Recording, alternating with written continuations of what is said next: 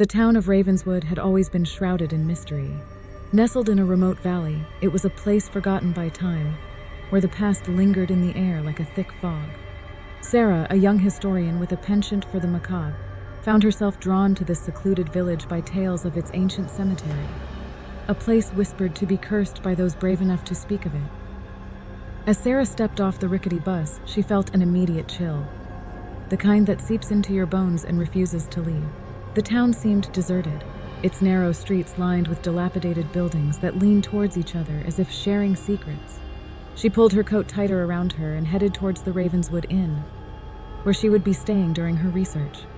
The innkeeper, a gaunt woman with hollow eyes, handed Sarah a tarnished key and muttered something about staying indoors after dark. Ignoring the warning, Sarah settled into her room, eager to explore the cemetery she had read so much about. The cemetery lay at the edge of town, hidden behind an iron gate covered in rust and ivy. As Sarah pushed the gate open, it creaked ominously, the sound echoing through the silent grounds. The cemetery was vast, with rows of ancient tombstones jutting out from the earth like broken teeth. Weeds and vines had overrun the graves, and a thick mist clung to the ground, obscuring her view. Sarah wandered among the tombstones, noting the dates and names etched into the weathered stone. Many were from centuries past, their inscriptions barely legible. As she delved deeper into the cemetery, she stumbled upon a particularly old section, the graves marked by elaborate statues and mausoleums. One statue in particular caught her eye, a stone angel with a sorrowful expression, its wings partially broken. As the sun dipped below the horizon, the cemetery took on a different character. Shadows lengthened and deepened, and the temperature dropped noticeably. Sarah, engrossed in her exploration, barely noticed the encroaching darkness. It wasn't until she heard the first whisper that she realized how late it had become. At first, she thought it was the wind rustling through the trees, but the sound was unmistakably human, a soft, sibilant murmur that seemed to come from all around her. Heart-pounding, Sarah turned in circles, trying to locate the source of the whispers. She saw no one, only the silent graves and the darkening sky.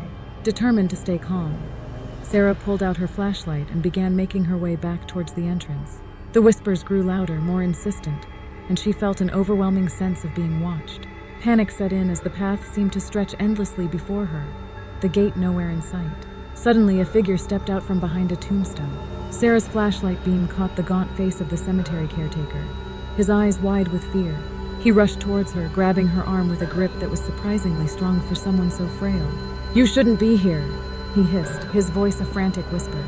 "The dead don't rest easy in Ravenswood."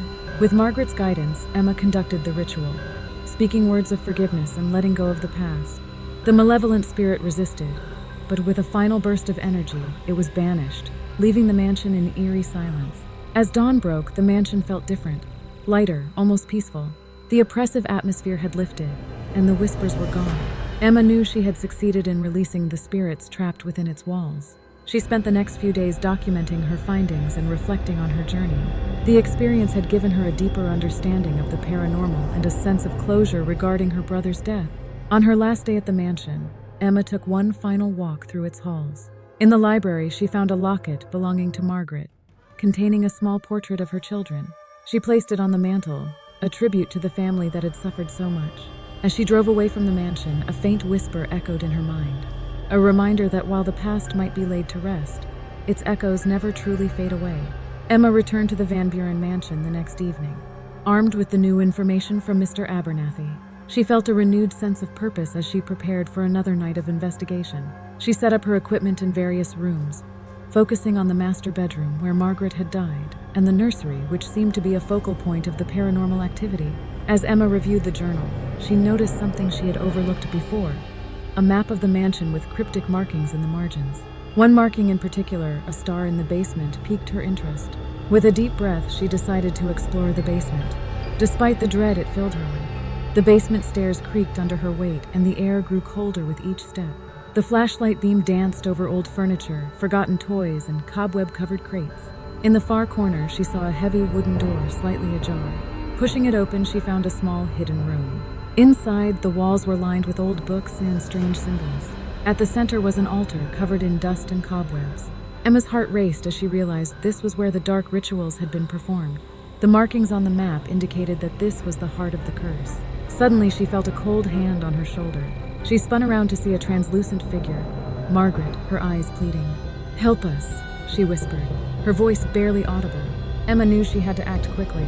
Using the knowledge she had gained from the journal and Mr. Abernathy, she began to prepare the ritual of forgiveness. She gathered the necessary items: candles, salt, and a piece of the Van Buren family portrait she had found earlier. As she set up the altar, the temperature dropped further, and the whispers grew louder, filling the room with the cacophony of sorrow and anger. The malevolent spirit, the scorned lover, appeared, its form more solid and menacing than before. The spirit lunged at Emma, its face twisted with rage. She barely managed to dodge, knocking over a stack of books. With shaking hands, she lit the candles and began to recite the incantation from the journal. The air crackled with energy as the spirits of the Van Buren family appeared, surrounding the malevolent ghost. Margaret's spirit stepped forward, her voice stronger now. "You have caused enough pain. It's time to let go." The other family members joined in, their voices forming a harmonious chant that reverberated through the room. The malevolent spirit writhed and screamed, its form beginning to dissolve. Emma continued the ritual, feeling a surge of power as the spirits of the Van Buren family united against their tormentor. With a final, deafening shriek, the spirit was banished, leaving a profound silence in its wake. The oppressive atmosphere lifted immediately, and Emma felt a wave of relief wash over her. The basement seemed warmer, the air clearer. The spirits of the Van Buren family lingered for a moment, their faces peaceful for the first time in centuries. "Thank you," Margaret's spirit whispered, her form gradually fading. "You have freed us." Emma spent the next few days meticulously documenting her experience, knowing that this was a significant discovery in her field. She also took time to explore the mansion in peace, uncovering more about the lives of the Van Buren family. She found letters and photographs that painted a picture of a once happy family torn apart by tragedy. As she packed her belongings, ready to leave the mansion for the last time, Emma felt a sense of closure. She had not only helped the spirits find peace, but had also made peace with her own past. Emma drove away from the mansion, the morning sun casting a golden glow over the town of Ravenswood. She felt a strange mix of sadness and satisfaction, knowing that the Van Buren family could finally rest. Back in her apartment, Emma began writing a comprehensive report on the investigation. She included detailed descriptions of the paranormal activity, the historical context, and the final confrontation. Her story would be a testament to the lingering power of the past and the resilience of those who seek to uncover it. As she wrote the final words, a chill ran down her spine. She turned to see the faint outline of her brother standing by the window, a gentle smile on his face. "Thank you," he whispered before fading into the morning light. Emma knew then that her journey was far from over. There were more spirits to help, more mysteries to solve. With the immediate threat of the malevolent spirit gone, Emma felt a temporary sense of calm. However, the mansion still held secrets. Determined to uncover every detail, she spent the following days exploring areas she hadn't yet ventured into. One afternoon, she discovered a hidden door behind a large portrait in the dining room. The door led to a narrow staircase spiraling downward. Emma hesitated but felt an inexplicable pull guiding her to continue. At the bottom, she found herself in a musty, forgotten wine cellar. Cobwebs hung thick in the corners, and old bottles of wine lay in disarray. While examining the cellar, Emma stumbled upon a small, ornate box hidden behind a stack of crates. Inside, she found letters written by Margaret's children. They spoke of a secret playroom in the attic where they used to hide from their troubled parents. This new revelation reignited Emma's determination to uncover the whole truth. That night, as she climbed to the attic, the whispers returned. But this time they were softer, almost childlike. The attic was a vast, dusty space filled with old toys and furniture covered in white sheets. She felt a chill and noticed a small wooden door at the far end. Opening it, Emma found the hidden playroom. It was eerily preserved, as if frozen in time. Toys were scattered on the floor, and children's drawings adorned the walls. In the center of the room was a large, dusty mirror. As Emma approached it, she saw fleeting images of the children playing, their laughter echoing softly around her. She realized that the children's spirits were still here, trapped and unaware of their fate. Emma knew she had to find a way to release them, just as she had done with Margaret. She carefully inspected the drawings and found a recurring symbol that matched one she had seen in the basement, a protective sigil. Emma returned to the basement to further investigate the significance of the sigil. Using the letters and drawings as a guide, she pieced together the story of the children's final days. They had used the sigil in their playroom to protect themselves from the growing darkness in their home. A desperate attempt to find safety. To free their spirits, Emma needed to perform another ritual, this one centered around the children's playroom. She gathered the necessary items again: chalk to redraw the sigil, candles, and the children's favorite toys she found in the attic. As she prepared the ritual, the atmosphere in the mansion grew heavier.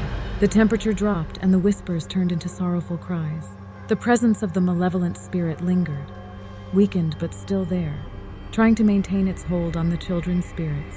With everything in place, Emma began the ritual, redrawing the protective sigil on the floor and lighting the candles. She called out to the children, assuring them that they were safe and it was time to move on. The room grew colder, and shadows danced in the corners as the children's spirits appeared, their forms flickering like candle flames. The malevolent spirit made one last attempt to reclaim them, manifesting as a dark, swirling cloud. Emma stood her ground, chanting the incantation louder, projecting her will to protect the innocent souls. The children's spirits joined in, their voices small but determined. In a climactic moment, the protective sigil glowed brightly, and a wave of energy burst from it, banishing the dark spirit once and for all. The children's spirits smiled at Emma, their forms becoming brighter and more solid before fading away, freed at last.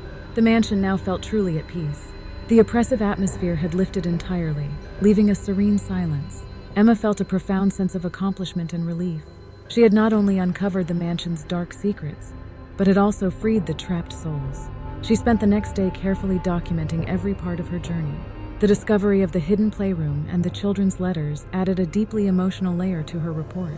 She included detailed descriptions of the rituals, the sigils, and the interactions with the spirits, ensuring that the history of the Van Buren family would be remembered accurately.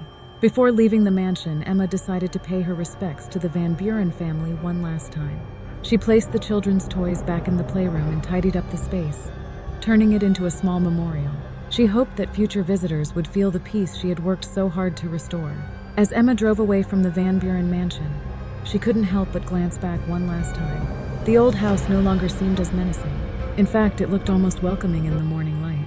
She knew that the spirits she had encountered would never truly leave her, their stories forever etched in her memory. Returning home, Emma found herself more reflective than ever. She had faced tremendous fear and unearthed deep sorrow, but she had also witnessed the power of compassion and the importance of understanding the past. She began to write a book about her experiences, hoping to share the lessons she had learned with others. The book, titled Echoes of the Past, became a bestseller, resonating with readers worldwide. Emma continued her work as a paranormal investigator, each new case building on the skills and insights she had gained from the Van Buren mansion. One night, as she was working late in her study, Emma felt a familiar chill. Looking up, she saw the faint outline of Margaret Van Buren and her children, smiling at her. It was their way of saying thank you, she knew, and she smiled back, feeling a warmth that chased away the chill. Emma's journey was far from over. There were still many spirits to help, many mysteries to uncover, but she faced the future with a newfound sense of purpose and peace, knowing that she had made a difference and that her brother would be proud.